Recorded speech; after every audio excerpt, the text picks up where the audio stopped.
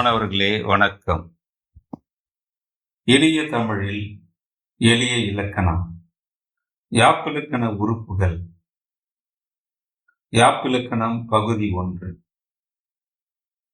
இக்காணொளியில் யாப்பிலக்கணம் என்றால் என்ன, யாப்பு என்றால் என்ன, யாப்பிலக்கண உறுப்புகள் யாவை, ஒவ்வொரு உறுப்புகள் பற்றிய விளக்கம் ஆகியவற்றை தெளிவாக பார்க்க உள்ளோம். அறிமுகம்.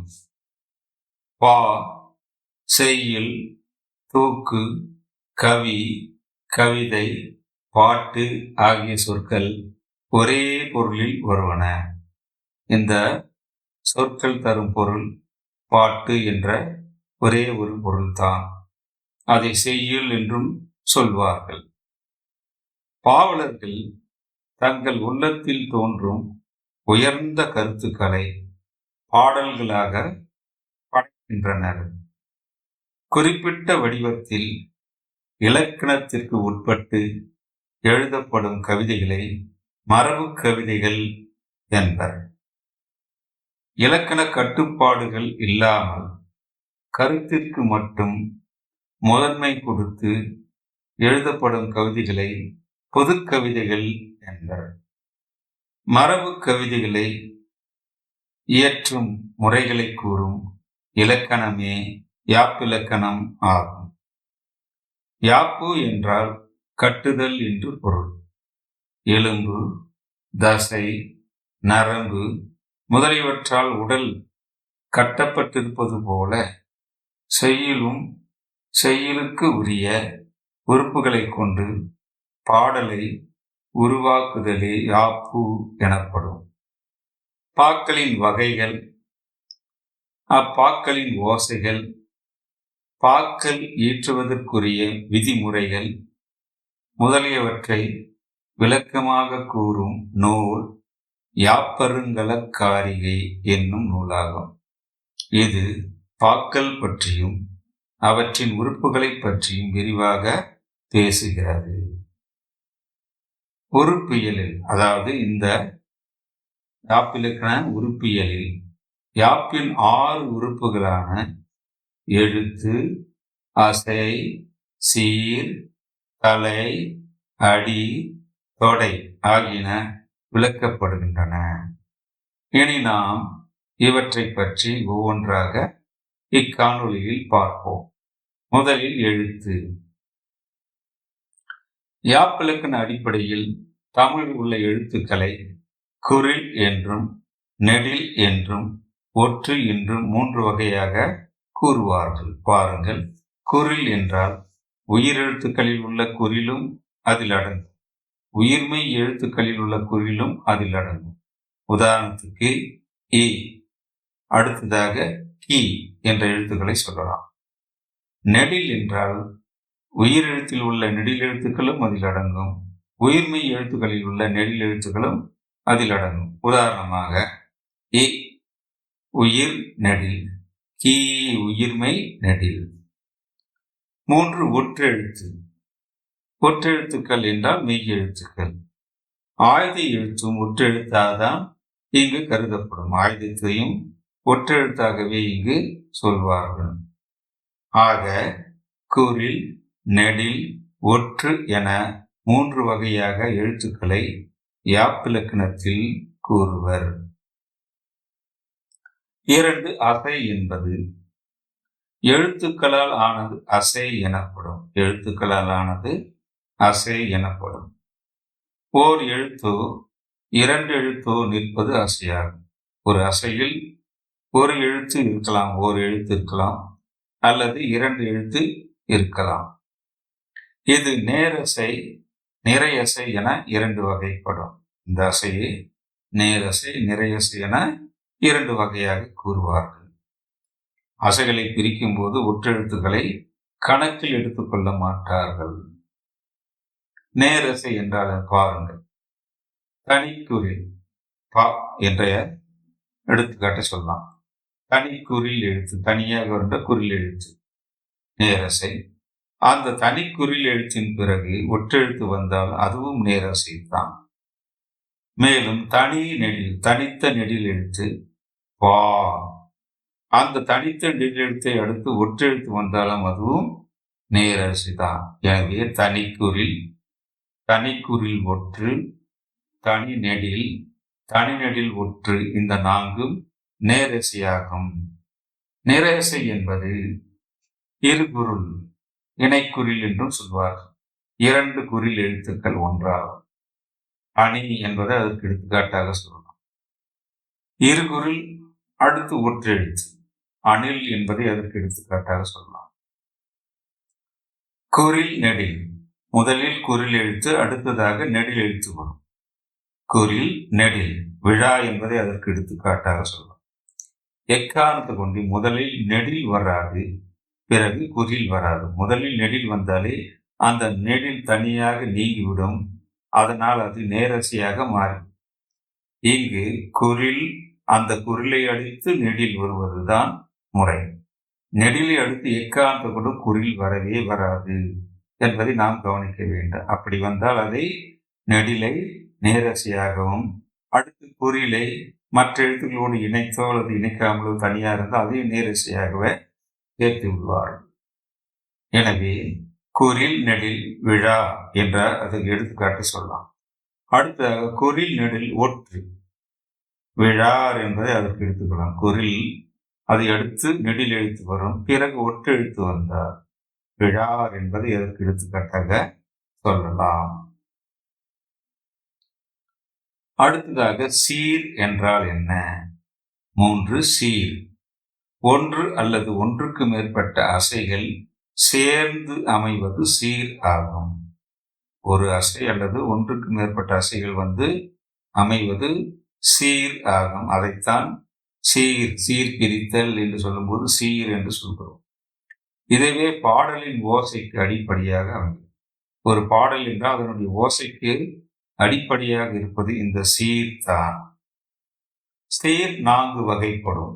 சீர் என்பது 4 வகைப்படும். 1 ஓரசை சீர், 2 ஈரசை சீர், 3 மூவசை சீர், 4 நாலசை சீர் ஆகும். மேலும் நேர் என்பதோடு உகரம் சேர்ந்து முடிவதும் உண்டு. நேர் என்பதோடு உகரம் சேர்ந்து முடிவதும் உண்டு. அதை நேர்பு என்னும் அசையாக கொள்வார். நேரசை, அதோடு உகரத்தில் முடிகின்ற எழுத்தும் வரும். அதை நேர்பு என்று சொல்கிறோம். அவ்வாறே நிறை என்னும் அசையோடு உகரம் சேர்ந்து முடிவதும் உண்டு. உகரம் சேர்ந்து முடிவதும் அதை நிறைவு என்று சொல்வார்கள். இவை வெண்பாவின் இறுதி அசைகளாக இருக்கும். இந்த ஓரசைகள் எப்பொழுதுமே வெண்பாவின் இறுதியில் வருகின்ற இறுதி சீராகத்தான் இருக்கும். ஈரசை சீர்களுக்கு இயற்சீர் என்றும் ஆசிரிய உரிச்சீர் என்றும் வேறு பெயர்கள் உள்ளன. இப்போது ஓரசை சீர்களை பற்றி பார்ப்போம். முன்பு சொன்னது போலவே ஒரே ஒரு அசை மட்டும் இந்த சீரில் இருக்கும். நேர் அசை, நாள் என்ற வாய்ப்பாடை அதற்கு சொல்லலாம். நிறைக்கு மலர் என்பதை வாய்ப்பாடாக சொல்லலாம். நேர்பு என்பதற்கு காசு என்பதை வாய்ப்பாடாக சொல்லலாம். அதாவது நேரசை இறுதியில் வரும்போது வெண்பாவின் இறுதியில் வரும் நேரசை, அதோடு உகரம் சேர்ந்து வரும் என்று சொல்வார்கள். அதுதான் நேர்பு. அதற்கு காசு என்பதை வாய்ப்பாடாக கூறுவார்கள். நிறைவு அவ்வாறே நிறை மட்டும் தனியாக வரும். அதோடு உகரம் வந்தால் அது நிறைவு என்று சொல்வார்கள். அதற்கு எடுத்துக்காட்டு வாய்ப்பாடு பிறப்பு என்பதாகும். வெண்பாவின் ஈற்றில் நேரசை நிறையசையுள் ஏதேனும் ஒன்று தனித்து நின்று சீராக அமையும். அதாவது வெண்பாவின் ஈற்றில் ஒரே ஒரு அசைத்தான் வரும். அது நேரசையாக இருக்கலாம் அல்லது நிறையசையாக இருக்கலாம். அதைத்தான் ஓரசை என்று நாம் சொல்கிறோம். இந்த எடுத்துக்காட்டை பாருங்கள். செவியில் சுவையுணரா வாயுணர்வின் மாக்கள் செவியிற் சுவையுணரா வாயுணர்வின் மாக்கள் அவியினும் வாழினும் என். இந்த குறளை பாருங்க. இதில் கடைசியில எண் என்பது முடிஞ்சிருக்கு. இது எண் என்பது ஒரே ஒரு அசையை கொண்ட சீராகும். ஆக இது எண் என்பது குறில் எழுத்து என்பதால் இதை குறில் எழுத்து என்பதாலும் தனித்து வருகின்ற குறில் என்பதால் இதை நேரசை என்று நாம் சொல்வோம். அந்த நேரசைக்கு எடுத்துக்காட்டு நாள் என்பதாகும். அடுத்ததாக செவிக்குணவில்லாத போது சிறிது வயிற்றுக்கும் ஈயப்படும். படும் என்ற சொல் இங்கே வந்துள்ளது. படும் என்பதை பிரித்தால் படும் இரண்டு அசைகளை, இரண்டு எழுத்துக்களை கொண்ட சொல்லாக அது இருக்கிறது. இரண்டு குறில் எழுத்துக்கள் வந்துள்ளன. எனவே அது நிறையசைக்கு எடுத்துக்காட்டு. அதற்கு வாய்ப்பாடு மலர் என்பதாகும். நாடென்ப நாடா வளர்த்தன, நாடல்ல நாட வளர்ந்தரு நாடு. இங்கே நாடு என்பது வந்தது. நாடு என்ற சொல் உகரத்தில் முடிகிறது. அந்த உகரத்தை நாம் கணக்கில் எடுத்துக் கொள்ளக்கூடாது. ஏனென்றால் அது குற்றில் உகரம் ஆகும். மேலும் வெண்பாவின் இறுதியில் வருகின்ற சீர் இது. அதனால் அது ஓரசை சீராகவே இருக்கும். இருந்தாலும் அந்த உகரத்தில் அது முடிவதனால அதை உகரத்தில் முடியும் சீராக நாம் எடுத்து, இது நேரசை. உகரத்தில் முடிவுதான் நேர்பு என்று இதை நாம் சொல்கிறோம். இதற்கு எடுத்துக்காட்டு காசு என்பதாகும். அடுத்ததாக அகர முதல எழுத்தெல்லாம் ஆதி பகவன் முதற்றே உலகு. உலகு உலகு இது உகரத்தில் முடிகிறது. உகரத்தை நாம் இங்கே எடுத்துக்கொள்ளக்கூடாது. வெண்பாவின் இறுதி சீராக இது இருக்கிறது. இருந்தாலும் உகரத்தில் முடிவதால் இதை நாம் உலகு என்பது நிறையசைக்கு எடுத்துக்காட்டு. அதனால் இதை உகரத்தில் இது முடிவதனால் இதை நிறைவு என்பதற்கு எடுத்துக்காட்டாக சொல்லலாம். இதன் வாய்ப்பாடு பிறப்பு என்பதாகும். இவ்வாறாக காசு பிறப்பு, அதாவது நேர்வு நிறைவு என்பதற்கு எடுத்துக்காட்டுகளுக்கு இந்த இரண்டு வாய்ப்பாடுகளை நாம் சொல்லலாம். ஈரசை சீர். இரண்டு அசைகள் ஒன்று சேர்ந்து ஆவது ஈரசை சீர். ஈரசை சீர்னா இரண்டு அசைகள் அதற்குள்ளே இருக்கும். நேரில் முடிவது இரண்டும் நிறையில் முடிவது இரண்டும் ஆக ஈரசை சீர்கள் 4 ஆகும். நேரில் முடியும்படி 2 அசைகள் வரும். நிறையில் முடியும்படி 2 வரும். ஆக 4 சீர்கள் ஈரசை சீரில் இருக்கும். பாருங்கள், இவற்றை இயற்சீர் என்றும் ஆசிரிய உரிச்சீர் என்றும் அழைப்பர். முன்பே நாம் பார்த்தோம். அந்த 2 அசைகளுடைய சீர்களை இயற்சீர் என்றும் சொல்வார்கள். ஆசிரிய பாவில் பெரும்பாலும் இது வருவதனால் ஆசிரிய உரிச்சீர் என்றும் சொல்வார்கள். பாருங்கள், நேரில் முடியும் 2 சீர்கள் நேர் நேர், நிறை நேர். அதற்கு வாய்ப்பாடு தே மா புலிமா. மா என்ற சொல்லில் இது முடிவதனால இதை மாச்சீர் என்று சொல்வார்கள். மாச்சீர் என்றாலே 2 சீர் என்று பொருள். மேலும் அது நேரில் முடிகின்ற 2 சீர் என்று பொருள்.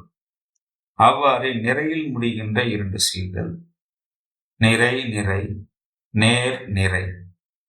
அதற்கு வாய்ப்பாடு கரு விலம் கூ விலம். இரண்டுமே விலம் என்ற சொல்லில் முடிகிறது. அதனால் இதை விளச்சீர் என்று சொல்வார்கள். விளச்சீர் என்றாலே 2 சீர்களை உடைய சீர் என்று பொருள். மேலும் விலம் என்ற சொல்லை கொண்டு அது முடிவதனால் விளச்சீர் 2, ஈரசை சீர் இவை என்று நாம் சொல்லிவிடலாம். எனவே மாச்சீர் 2, விளச்சீர் 2 என ஈரசை சீர்கள் 4 சீர்கள் அமையும். அடுத்து மூவசை சீர்கள். 3 அசைகளை உடைய சீர்கள் மூவசை சீர்கள். மூவசை சீர்கள் முன்பு சொன்ன ஈரசை சீர்கள் 4. அவற்றோடு கடைசியில் காய் என்று முடியும், நேரில் முடியும் இப்படி வைத்துக்கொண்டால் காயில் முடிகின்ற 4 சீர்கள் தேமாங்காய், புளிமாங்காய், கருவிலங்காய், கூவிலங்காய் என்று சொல்லலாம். ஆக இவற்றை காய்ச்சீர் என்று சொல்வார்கள். இந்த சீர்கள் அனைத்தும் காய் என்னும் சொல்லை கொண்டு முடியும்னால் இதத்தை காய்ச்சீர். எனவே காய்ச்சீர் என்றால் நேரில் முடியும் சீர் என்று ஒன்று, மூவசை சீர் என்று இன்னொரு பொருள். அடுத்ததாக அந்த மூவசை சீரை கனியில் முடிகின்ற மூவசை சீரும் உண்டு. தேமா, புளிமா, கனி, கருவிலம், கூவிலம். இதோடு கனி என்பதை சேர்த்தால் 4 கனிச்சீர்கள் ஏற்படும். தேமாங்கனி, புளிமாங்கனி, கருவிலங்கனி, கூவிலங்கனி என்பன அவை. இவற்றை கனிச்சீர் என்று சொல்வார்கள். ஆக கனிச்சீர் என்பது 3 மூவசை சீர்களாகும். மேலும் இறுதியில் நிறையை கொண்டும் சீர் என்பது இதன் பொருளாகும். அடுத்து இந்த மூவசை சீரை கனிச்சீர் 2, 4, காய்ச்சீர் 4 ஆக 8 சீர்கள் மூவசை சீர்கள் ஆகும். காய்ச்சீர்களை வெண்சீர்கள் என்றும் அழைக்கிறோம். காய்ச்சீர்களை வெண்சீர்கள் என்று அழைப்போம். ஏனென்றால் வெண்பாவில் இந்த சீர்கள் வருவதனால் இவற்றை வெண்சீர்கள் என்றும் அழைப்பார்கள். மூவசை சீர்களை அடுத்து நேரசையோ அல்லது நிறையசையோ சேருகின்ற பொழுது 4 சீர்கள் தோன்றும். இந்த மூவசை சீர்கள் இவற்றோடு இறுதியில் நேர் சேரும், அது ஒரு வகை. நிறை சேரும், அது ஒரு வகை. ஆக இப்படி சேர்ந்தால் தோன்றுவது 4 சீர். அந்த 4 சீர் 8 கூட்டல் 8 16 வகைப்படும். மூவசை சீர் 8உடன் நேரசை, நிறையசைகளை தனித்தனியாக சேர்த்தால் 4 சீர் 16 கிடைக்கும். இதனை பொதுச்சீர் என்றும் கூறுவார்கள். இதற்கு இன்னொரு பெயர் பொதுச்சீர் என்பதாகும். பொதுவாக இந்த சீர்கள் வருகின்ற பாடல்கள் மிக மிக குறைவு என்பதையும் நாம் அறிய வேண்டும். அடுத்து 4 தலை. இந்த தலை என்பது 7 வகைப்படும். தலை என்பது 7 வகைப்படும். அதை பற்றி பார்ப்போம்.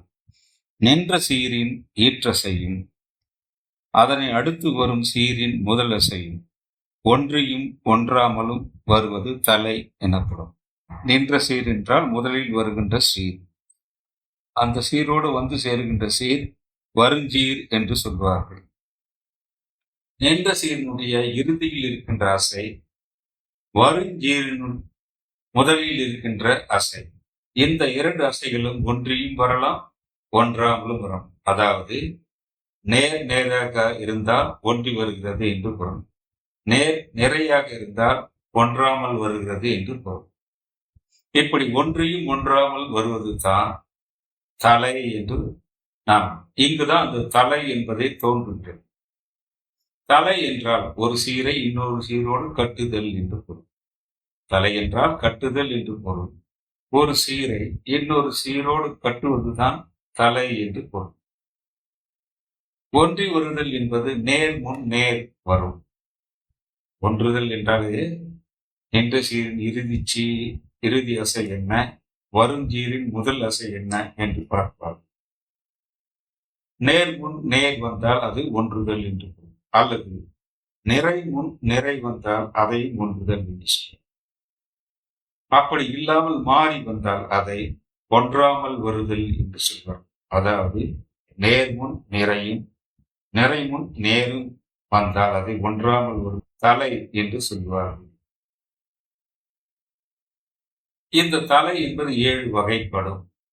1 நேர் ஒன்றிய ஆசிரியர் தலை. நேர் ஒன்றிய ஆசிரியர் நேர் இருக்கும். அதை மா முன் நேர் என்று சொல்வார். மா என்றால் ஈரசை சீராக இருக்கும் என்பதை முன்னரே நாம் பார்த்தோம். மா என்றால் நேர், அதற்கு முன்னால நேர் வரும். மா முன் நேர். நிறை ஒன்றிய தலை என்பது நின்ற சீரின் இறுதி அசை விலமாக இருக்கும், அதாவது நிறையசையாக இருக்கும். வரும் சீரின் முதல் அசை நிறையாக இருக்கும். அதை விலமுன் நிறை என்று சொல்வார்கள். இங்கே விலம் என்றாலே ஈரசை சீர், அதோடு முதலில் நிறைய உடைய சீர் வந்து சேர்ந்தல் என்று பொருள். மாமுன் நேரினால் ஈரசை சீர், அதோடு நேரை முதலில் உடைய சீர் வந்து சேர்ந்தல் என்று. அதைத்தான் மாமுன் நேர், விலமுன் நேர் என்று சொல்வார். மாமுன் நேர் என்றால் நேர் ஒன்றிய ஆசிரியர் தலை, விலமுன் நிறை என்றால் நிறை ஒன்றிய ஆசிரியர் தலை என்று சொல்வார். இரண்டுமே விலமுன் நேர் என்று சொல்வது இங்கு இரண்டுமே நிறை நிறை. மாமுன் நேர் என்று சொல்லும்போது இங்கு இரண்டுமே நேர் நேர் என்பதை நாம் கருத்தில் கொள்ள வேண்டும். அடுத்ததாக இயற்சீர் வெண்டலை. மாமுன் நிறை, அதாவது ஈரசச்சீர், அதற்கு ஈர்சச்சீர், மாச்சீர், அதோடு நிறைய முதலுடைய சீர் வந்து சேர்ந்தது. மாமுன் நிறை அல்லது வினமுன் நேர், விளைச்சீர் அதற்கு பிறகு நேர், அதாவது இங்கு நேர் நிறை, நிறை நேர் என்று மாறி வருகிறது. இது ஒன்றாமல் வருவது. இதை இயற்சீர் வெண்டலை என்று சொல்வார். இயற்சீர் வெண்டலை சொல்வார். அடுத்ததாக வெண் சீர் வெண்டலை. காய் முன் நேர், காய்ச்சீர் என்றாலே நேர் அசையை இறுதியில் உடைய சீர் என்று பொருள். காய் முன் நேர், மேலும் மூசை சீர். அது காய் முன் நேர் வந்தால் அதை வெண் சீர் வெண்டலை என்று சொல்லும். காய் முன் நேர் வந்தால் அதை வெண் சீர் வெண்டலை. முதலில் மூவசை சீர் இருக்கும், காயில் முடிகின்ற, அதாவது நேரில் முடிகின்ற மூவசை சீர் இருக்கும். அதற்கு பிறகு நேரில் நேரசையை கொண்ட வருஞ்சீர் வரும். அதைத்தான் காய் முன் நேர் என்று சொல்வது. அடுத்து காய் முன் நிறை, அதாவது மூசை சீரு, நின்ற சீர் என்பது காய்ச்சீரு. அதற்கு பிறகு ஒன்றாமல் வருகின்ற நிறையசை வந்தால் அது காய் முன் நிறை. அதை வந்து கலித்தலை என்று சொல்வார்கள். அதை கலித்தலை என்று சொல்வார். அடுத்ததாக கனி முன் நிறை. கனி என்றாலும் நிறையசை, நிறையசை முதலுடைய வருஞ்சீர் வந்து சேரும். இது கனிச்சீர் என்றாலே இது 3 சீர்கள் தான். கனிச்சீர் என்றாலும் காய்ச்சீர் என்றாலும் 3 சீர்கள் என்று பொருள். கனிச்சீர் அதற்கு பிறகு நிறையசை முதலுடைய சீர் வந்து சேரும். இதை ஒன்றிய வஞ்சித்தலை என்று சொல்வார். ஒன்றிய வஞ்சித்தலை என்று சொல்வார். அப்படி இல்லாமல் ஒன்றாமல் வருவது கனிச்சீர் முன் நேர் வருவது. கனிச்சீர் முன் நேர் வந்தால் அது ஒன்றாமல் வருவது. அதை ஒன்றாத வஞ்சித்தலை என்று சொல்வார். ஆக நேரொன்றிய ஆசிரியர் தலை மாமுன் நேர், நிறை ஒன்றிய ஆசிரியர் தலை விலமுன் நிறை, இயற்சீர் வெண்டலை மாமுன் நிறை, விலமுன் நேர், இயற்சீர் வெண்டலை, வெண்சீர் வெண்டலை, காய்முன் நேர், காய்ச்சீர் முன் நேர், கலித்தலை காய்முன் நிறை என்பது ஒன்றிய வஞ்சித்தலை கனிமுன் நிறை, ஒன்றாத வஞ்சித்தலை கனிமுன் நேர். ஆக இந்த 7 தலைகள் இதில் உள்ளன. அடுத்ததாக இந்த நேர் ஒன்றிய ஆசிரியர் தலைக்கு எடுத்துக்காட்டை பாருங்கள், விளக்கமாக பாருங்கள். மாமுன் நேர் வருவது நேர் ஒன்றிய ஆசிரியர் தலை. இந்த பாடலை பாருங்கள். பாரி பாரி என்று வருகிறது.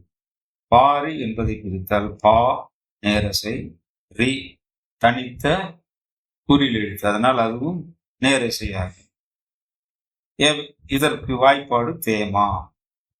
அடுத்ததாக இன்னொரு பாரி, அதுவும் நேர் நேர் தேமா. இப்பொழுது மாமுன் நேர் என்று சொல்லும்போது தேமா முதலில் வந்துள்ள பாரி என்ற சொல்லுடன் இன்னொரு சொல் பாரி என்பது சேர்ந்தது. எனவே பாரி என்ற சொல் தேமாவில் முடிகிறது. ஈரசச்சீர் தேமாவில் முடிகிறது. அதற்கு முன் அதே நேரசையுடைய வருஞ்சீர் அங்கே வருகிறது. இதைதான் மாமுன் நேர் என்று சொல்கிறோம். மாமுன் நேர் என்று சொல்கிறோம். இங்கு மா என்று எடுத்துக்கொண்டாலே ஈரசைகள் என்று நாம் எடுத்துக்கொள்ளும். அடுத்ததாக நிறையொன்றிய ஆசிரியர் தலை.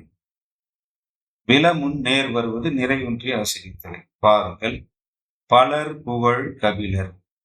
பலர் புகழ் என்பதை நிறை நிறை என பிரிக்கலாம். அதற்கு வாய்ப்பாடு கருவிலம். கபிலர் என்பதை கபிலர் என்று பிரிக்கலாம். கபி என்பது நிறையசை, லர் என்பது நேரசை, புலிமா என்பது அதன் வாய்ப்பாடு. இங்கு கருவிலம் புலிமா என வந்துள்ளது. கருவிலம் விலத்தில் முடிவதனால முதலில் உள்ள நின்ற சீர் விலம். அதன் முன் புலி நிறையசையில் அது தொடங்குவதால் நிறையசை. விலம் முன் நிறை வந்தால் அது நிறை ஒன்றிய ஆசிரியர் தலை என்று சொல்லுவோம். அடுத்ததாக இயற்சீர் வென்றலை மாறி வரும். மாமுன் நிறை விலமுன் நேரும் வருவது இயற்சீர் வென்றலையாகும். பாருங்கள், அகர முதல. அகர என்பதை நிறை நேர் என்று பிரிக்கலாம். அதன் வாய்ப்பாடு புலிமா. முதல என்பது நிறை நேர் என்று பிரிக்கலாம். அதன் வாய்ப்பாடும் புலிமா. இங்கு அகரம் என்பது நின்ற சீர். அதனுடைய இறுதி எழுத்து மாச்சீராகும். மாவில் முடிகிறது, மாச்சீராகும். வரும் சீர் என்பது புலிமா.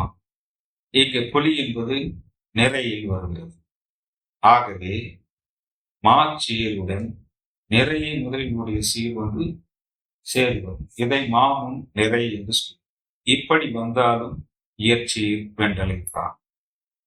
அப்படி இல்லாமல் நிலவரை நீள் புகழ், நிலவரை நீள் புகழ் என்று எடுத்துக்கொண்டால் நிலவரை என்பதை நிறை நிறை என்று பிரிக்கலாம். அதன் வாய்ப்பாடு கருவிலம். நீள் புகழ் என்பதை நேர் நிறை என்று பிரிக்கலாம். அதன் வாய்ப்பாடு கூவிலம். இங்கு நின்ற சீர் விலச்சீர் என தெரிகிறது. அதோடு வந்து வந்து சேரும் முதல் அசை நேர், விலமுன் நேர் வந்துள்ளது. இப்படி வந்தாலும் அதை இயற்சீர் வென்றலை என்று சொல்வார். மாமுன் நிறை, விலமுன் நேர், இந்த இரண்டையுமே இயற்சீர் வென்றலை என்று சொல்வார்கள். அடுத்ததாக வெண்சீர் வெண்டலை. வெண்சீர் வெண்டலை காய் முன் நேர் வருவது வெண்சீர் வெண்டலையாகும்.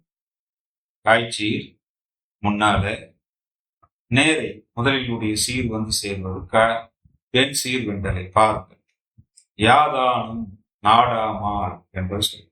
யாதானும் என்பதை நேர் நேர் நேர் என்று பிரிக்கலாம். அதற்கு வாய்ப்பாடு தேமா காய். நாடாமால் என்பதை நேர் நேர் என்று பிரிக்கலாம். அதற்கு வாய்ப்பாடு தேமாங்காய். இங்கு நின்ற சீர் என்பது தேமாங்காய். யாதானும் என்ற நின்ற சீர் தேமாங்காய். காய் என்ற சீர்காய். நாடாமால் என்பது வருஞ்சீர். அதனுடைய முதல் அசை தே. எனவே நேர் அங்கே வந்துள்ளது. காய் முன் நேர் வந்துள்ளது. காய் முன் என்ற காய் என்றால் முச்சீர் என்று இங்கே நாம் எடுத்துக்கொள்வோம். அந்த முச்சீர் நேரில் முடிகின்ற காய்ச்சீர் என்று அது பொருள். அந்த காய் முன் நேர் என்று வந்தால் அதைத்தான் வெண்சீர் வெண்டலை என்று சொல்லுவோம். இத்தகைய சீர்கள் வெண்பாவில் வருவதால் அதை வெண்சீர் வெண்டலை என்று சொல்லுவோம். அடுத்ததாக வெண்பாவிற்குரிய தலைகள் இயற்சீர் வெண்டலையும் வெண்சீர் வெண்டலையும் ஆகும். வெண்பாவில் வருகின்ற தலைகள் இயற்சீர் வெண்டலை. முன்பு சொன்ன 2 இயற்சீர் வெண்டலைகளும் அடுத்து இந்த வெண்சீர் வெண்டலையுமே வெண்பாவில் வரும். வெண்பாவில் இவ்விரு தலைகள் தவிர பிற தலைகள் வாரா. இந்த 2 தலைகளை தவிர மற்ற தலைகள் அங்கே வாரா. அடுத்ததாக கலித்தலை. காய் முன் நிறை வருவது கலித்தலையாகும். தாமரைப்பூ குலத்தினிலே. தாமரைப்பூ என்பதை நேர் நிறை நேர் என்று பிரிக்கலாம். அதன் வாய்ப்பாடு பூவிலங்காய். குலத்தினிலே என்பதை நிறை நிறை நேர் என்று பிரிக்கலாம். இங்கே நின்ற சீர் என்று சொல்லும்போது தாமரைப்பூ நின்ற சீர் காய்ச்சீர், பூவிலங்காய்ச்சீர். வருஞ்சீர் என்பது குலத்தினிலே. அதன் முதல் அசை நிறை, கருவிலங்காய் கரு.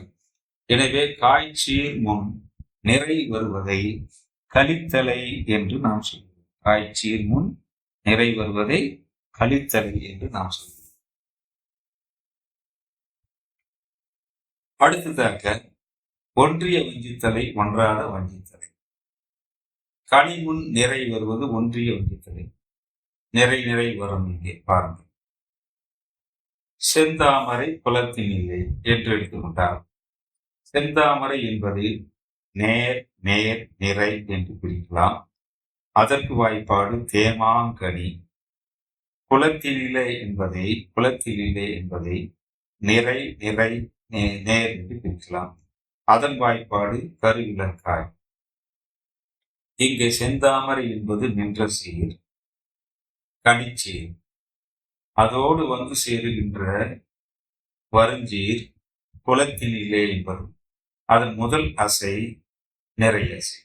எனவே நிறை முன் நிறை வந்தது, கனிச்சீர் முன் நிறை வந்தது. இதைத்தான் ஒன்றிய வஞ்சித்தலை, அதாவது மூவசை சீரு, அதோடு நிறையை முதல்கூடிய சீர், கனிச்சீரோடு நிறைய முதலுடைய சீர் வந்து சேர்ந்தால் அதை ஒன்றிய வஞ்சித்தலை என்று சொல்கிறார். இறுதியாக ஒன்றாத வஞ்சித்தலை, ஏழாவது ஒன்றாத வஞ்சித்தலை. கனிமுன் நேர் வருவது ஒன்றாத வஞ்சித்தலை ஆகும். கனிமுன் நேர் வருவது ஒன்றாத வஞ்சித்தலை ஆகும். பாருங்கள். வானில் வளர் திங்களென்ன என்பதை பாருங்கள். வானில் வளர் திங்களென்ன. வானில் வளர் என்பதை நேர் நேர் நிறை என்று பிரிக்கலாம். அதன் வாய்ப்பாடு தேமாங்கனி என்பதாகும். திங்களென்ன என்பதை நேர் நிறை நேர் என்று பிரிக்கலாம். அதன் வாய்ப்பாடு கூவிலங்காய். இங்க நின்ற சீர் என்று எடுத்துக்கொண்டால் வானில் வளர், தேமாங்கனி கனிச்சீர்.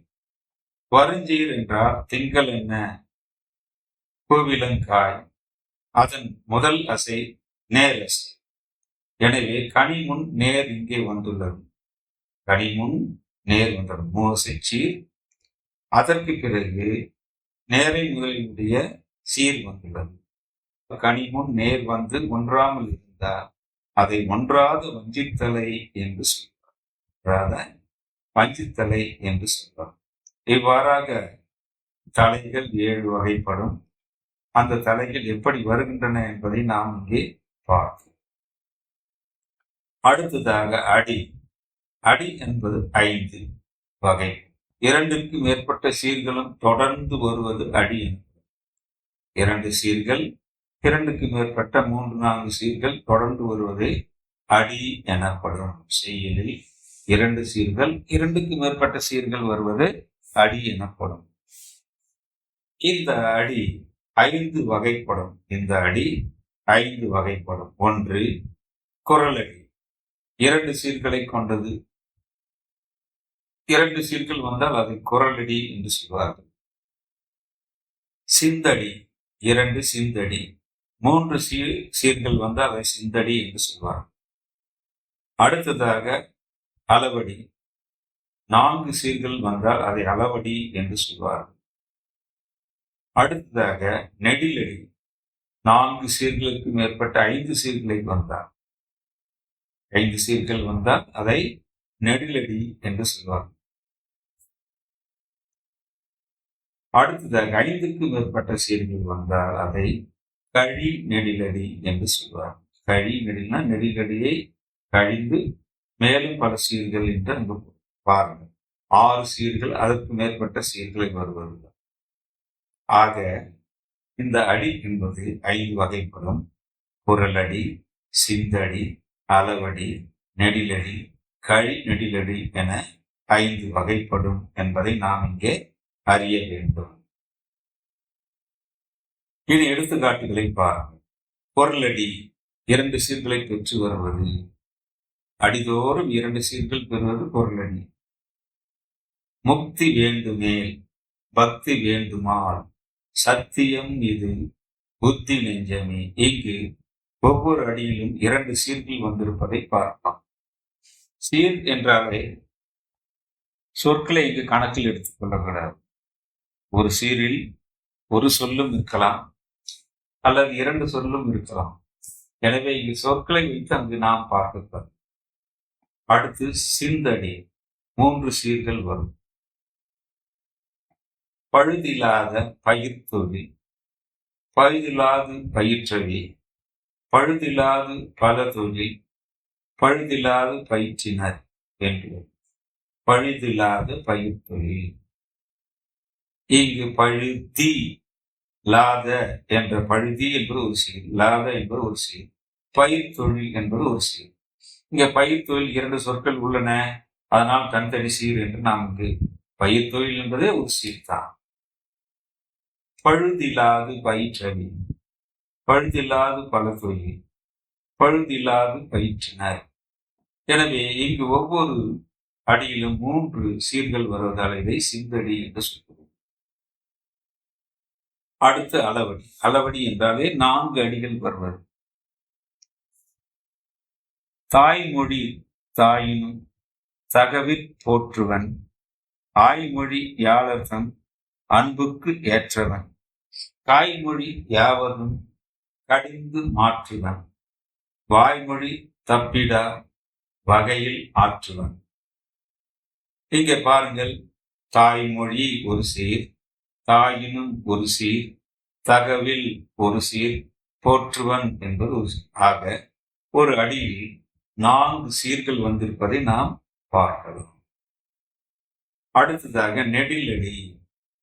அடிகள் தோறும் 5 சீர்கள் வருவது.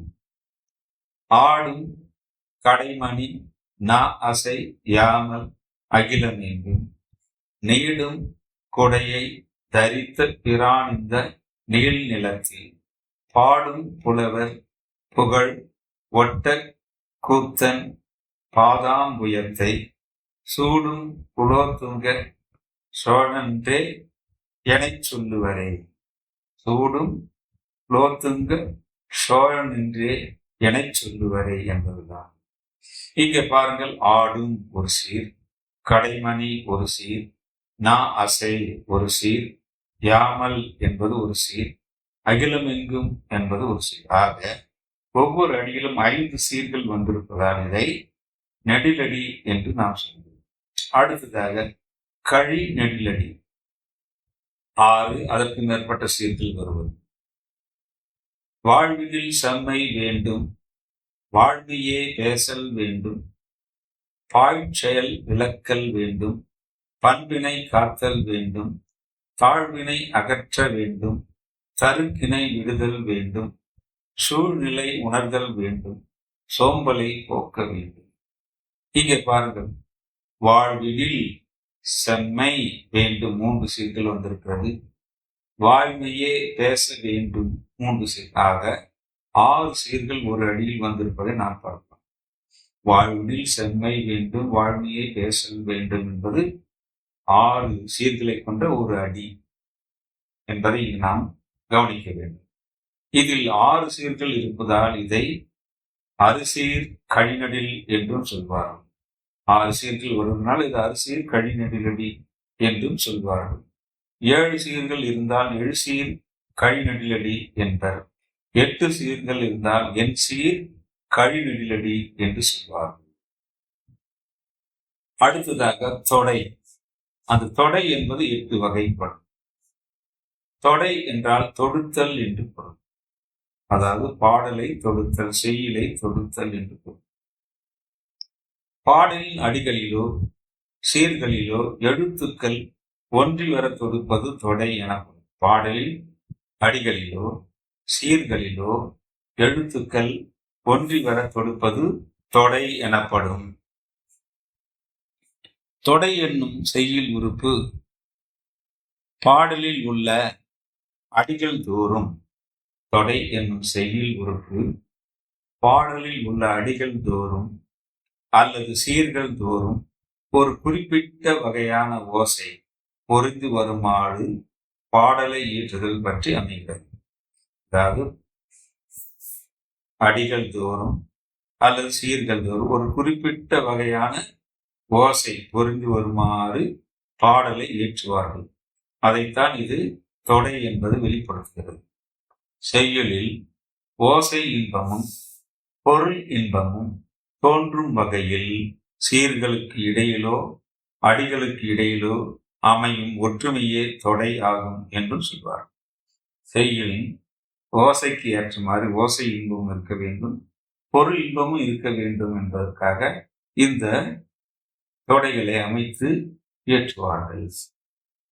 மோனை தொடை, எதுகை தொடை, இயைபு தொடை, அளபடை தொடை, முரண் தொடை, இரட்டை தொடை, அந்தாதி தொடை, செந்தொடை என 8 வகைப்படும். இந்த தொடைகள் 8 வகைப்படும். அதை சுருக்கமாக மோனை, எதுகை, இயைபு, அளபடை, முரண், இரட்டை, அந்தாதி, செந்தொடை என சொல்வார்கள். மோனை தொடை என்றால் முதல் எழுத்து ஒன்றுவது மோனை. ஒரு பாடலின் அடியிலோ சீர்களிலோ முதல் எழுத்து ஒன்றி அமைவது மோனை தொடையாகும். ஒரு பாடலின் அடியிலோ அல்லது சீரிலோ முதல் எழுத்து ஒன்றி வரும்போது ஏற்றுவது. பாருங்கள். எண்ணி துணிக கருமம், துணிந்த பின் எண்ணுவம் என்பது இழுக்கு. எண்ணி துணிக கருமம், துணிந்த பின் எண்ணுவம் என்பது இழுக்கு. பாருங்கள். எண்ணி துணிக, இங்கு ஏ என்ற முதல் எழுத்து வந்துள்ளது. இறந்தாடு அடியிலும் முதலில் எண்ணுவம், அங்கும் ஏ என்பது ஒன்று. இப்படி ஒவ்வொரு அடியிலும் முதல் எழுத்து ஒன்றி வந்திருப்பதை பார்க்கலாம். இதைத்தான் மோனை தொடை என்று சொல்வார். ஒவ்வொரு அடியிலும் ஒவ்வொரு சீர்களிலும் கூட அவ்வாறு வருவது உண்டு. இக்குறட்பாவில் முதல் அடியின் முதற் சீரில் உள்ள எழுத்தும் இரண்டாவது அடியின் முதற் சீரிலும் உள்ள எழுத்தும் ஒன்றி வந்துள்ளதால் இதை மோனை தொடை என்று சொல்வார்கள். அடுத்தது எதுகை. இரண்டாவது எழுத்து ஒன்றி வருவது எதுகை. அடிகளிலோ சீர்களிலோ முதல் எழுத்து அளவொத்து நிற்க இரண்டாம் எழுத்து ஒன்றி அமையும். முதல் எழுத்து குறிலாக இருந்தால் குறிலாகவே இருக்கும், நெடிலாக இருந்தால் அதான் அளவொத்து என்று சொல்றாங்க. இரண்டாவது எழுத்து ஒன்றி அமையும். பாருங்கள். திறனல்ல பிறர் செய்யணும் நோனொன்று அறநல்ல செய்யாமை நன்று. திறனல்ல தற்பிறர் செய்யணும் நோனொன்று அறநல்ல செய்யாமை நன்று. இங்க திறனல்ல என்பதில் இரண்டாவது எழுத்தாக ரகரம் வந்துள்ளது. அறநல்ல என்பதில் இரண்டாவது எழுத்தாக ரகரம். இந்த முதல் அடியிலும் இரண்டாவது அடியிலும் இரண்டாவது எழுத்துக்கள் ஒன்றி வருவதை நாம் பார்க்கிறோம். இதைத்தான் எதுகை தொடை என்று சொல்வார். அடுத்ததாக முரண் தொடை என்பது அடிகள் தோறும் முதற்சீர் முரண்பட கொடுப்பது முரண் தொடை ஆகும். ஒவ்வொரு அடியிலும் முதற்சீர் முரண்பட வருவது. பாருங்கள். இன்பம் விழையா இடும்பை இயல்பென்பான் துன்பம் உறுதல் இளன். இன்பம் விழையான் இடும்பை இயல்பென்பான் துன்பம் உறுதல் இளன். இங்க முதலில் இன்பம், முதல் அடியில முதல் சீர் இன்பம் என்று வரும். இரண்டாவது அடியில இன்பம் என்ற சொல்லுக்கு எதிர் சொல்லு முரண்பட்ட சொல் துன்பம் என்பதால் இங்கு துன்பம் என்பது வந்திருப்பதை பார்க்கலாம். முதல் அடியில் இன்பம், இரண்டாவது அடியில் துன்பம். இதுதான் முரண் தொடை என்று சொல்கிறோம். 4 இயைபு தொடர். 4 இயைபு தொடை. அடிகள் தோறும் இறுதி எழுத்தோ அசையோ சீரோ அடியோ ஒன்றி அமைவது என்று. அடிதோறும் இறுதி எழுத்தாக இருக்கலாம், அல்லது அசையாக இருக்கலாம், அல்லது சீராக இருக்கலாம், அல்லது அடியாகவும் இருக்கலாம். இப்படி ஒன்றி வரும்படி அமைவதுதான் இயைபு தொடை. வானரங்கள் கனி கொடுத்து மந்தியோடு கொஞ்சும். வானரங்கள் கனி கொடுத்து மந்தியோடு கொஞ்சும். கொஞ்சும் என்பது கடைசியில் வந்திருக்கு. மந்தி சிந்து கனிகளுக்கு வான் கவிகள் கெஞ்சும்.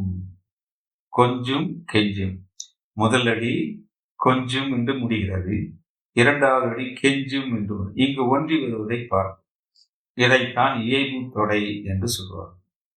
அடுத்ததாக அளபடை தொடை. அடிகள் தோறும் முதற்சீர் அளவெடுத்து வருவது அளபடை தொடை என்பது. ஒவ்வொரு அடியிலும் முதல் சீர் அளவெடுத்து வரும். கெடுப்பதும் கெட்டார்க்கு சார்வாய் மற்றாங்கே எடுப்பது எல்லா மழை. இங்க கெடுப்பது என்பதிலும் அளபடை வந்துள்ளது. இரண்டாவது அடியான எடுப்பதும் என்பதிலும் அளபடை வந்துள்ளது. எனவே இங்கு இன்னிசை அளபடை என்று சொல்லக்கூடிய அளபடை இங்கு வந்திருப்பதை பார்க்கலாம். இவ்வாறு அளபடைகள் வருமாறு அடிகள் அமைந்திராது அளபடை தொடை என்று சொல்வார்கள். அடுத்ததாக அந்தாதி என்று ஒரு பாடலின் இறுதி சீர், ஒரு பாடலுடைய இறுதி சீரோ அடியின் இறுதி எழுத்தோ ஒரு பாடலின் இறுதி சீர் அல்லது அடியின் இறுதி பகுதி அடுத்த பாடலின் முதல் சீர் அல்லது அடியின் முதல் பகுதியாக வருமாறு பாடப்படுவது அந்தாதி தொடை. அதாவது ஒரு பாடலின் இறுதியில் வந்துள்ள இறுதி சீர் அடுத்த சீரில் வரும் முதலில் வரும், அல்லது அடியில் வந்திருக்கிற சொல்லு அடுத்த சீர் முதற் சொல்லாக வரும். இவ்வாறு அமைப்பதை தான் அந்தாதி தொடை என்றும். அந்தம் ஆதியாக வருவது, அது ஒரு பாடலில் ஒரு செய்யுளின் அந்தம் இன்னொன்றில் ஆதியாக வரும், இன்னொரு அடியில் ஆதியாக வரும் என்று எடுத்துக்கொள்ளலாம். இங்க பாருங்க, ஒதுக்கின்ற செங்கரில் உச்சி திலகம் உணர்வுடையோர் மதிக்கின்ற மாணிக்கம் மாதுளம்போது மலர்கமலை துதிக்கின்ற மென்கொடி மென்கடி குங்கும தோயமென்ன விதிக்கின்ற மேனி அபிராமி எந்தன் விழித்துணையே. விழித்துணையே என்ற கடைசியில் வந்திருக்கிற சீர்.